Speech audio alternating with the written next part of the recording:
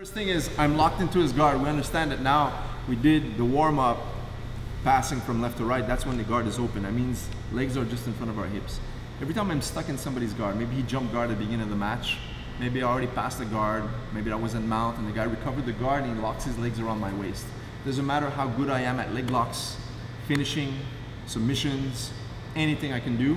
If I can't unlock the legs around my waist, nothing will work. Okay, so we have to remember that. A lot of people, they always practice all the more advanced guard passes, but they can't even unlock the guard. When they get stuck here, we call it the old school guard.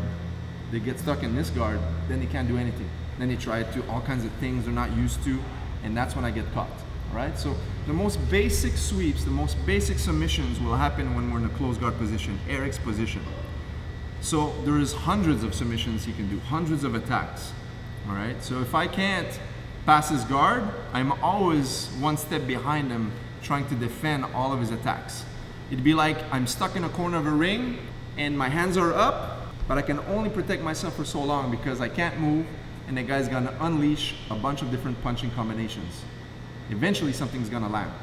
It's the same thing when the guy's got a closed guard, he's gonna be attacking, chokes, arm locks, sweeps. I might be able to defend a few, but eventually I'm gonna fall into a trap. So I don't wanna stay here too long. My sole objective when I'm in somebody's closed guard is to open the legs so I can pass the guard. That's why I like to call it guard breaking. I wanna break open the ankles, unlock the feet. If I can't break the guard, I cannot pass the guard. There's two different distinctions. So passing and breaking the guard to me are two different things, all right? We're gonna first spend a few minutes on a simple way to break open the guard by staying on our knees. Why? Because sometimes when we start jiu-jitsu and we hold a collar here, or we get to these positions here, the problem with this is if you're not super aware or conscious about what you're doing, you could get caught in an arm lock or a triangle choke.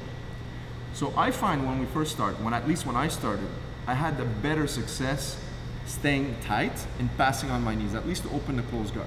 So I'm gonna show how we can open the closed guard from here. Mind you, there's many ways. Tonight, what we're gonna do is we're gonna grab his belt. I'm gonna grab the belt right here, okay? Notice I mentioned sometimes at the beginning of the match, the guy jumps guard. The beginning of the match. At the beginning of the match, the belt is snug.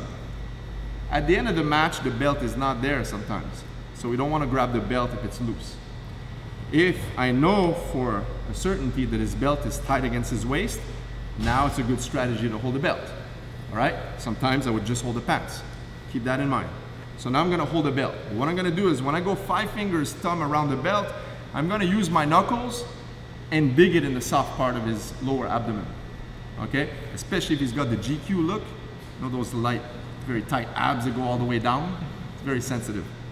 Like me and you. All right? So we go here, we're gonna go 1. Feel that in the abs? Okay? I'm gonna go 1, I'm gonna start to dig. See how I posture? Everyone feels this, okay? I know he feels it if he's not gonna say so. The second hand, I'm just gonna go right to the waist. But every time I do this, I don't want my elbows flaring out like this. I wanna stay postured up. See? That breaks the guard, but not always. So now hold it a little bit tighter. So when I get to here, if I'm lucky, he's gonna uncross his legs. That's good. But 2 out of 3 times, that's not enough. So now I use the posture. I'm gonna place one knee right behind the tailbone and I'm gonna widen my base and push. All right? Now I'm gonna sit further. Now, 3 times out of 3, he's gonna lock his legs. The moment I get to here now, I keep the grips, but the first objective before passing is to protect myself. So what I'm gonna do is bring my elbows inside his quadriceps. Okay? So we're gonna start just with this. I want you guys to get this down before we get the pass, okay? First, belt grip. I start to dig in. 2, hit. I keep a structure. Always structure it in. I posture. I place one knee behind the tailbone. And now I widen my base and I sit down. Okay? I create an angle on him. The moment I get to here, I'm aware that I keep my elbows in tight. I want to feel where his legs are going. Okay? And I'm far from him. Ready to pass. We're going to do the pass after. Everyone's got this? Let's practice.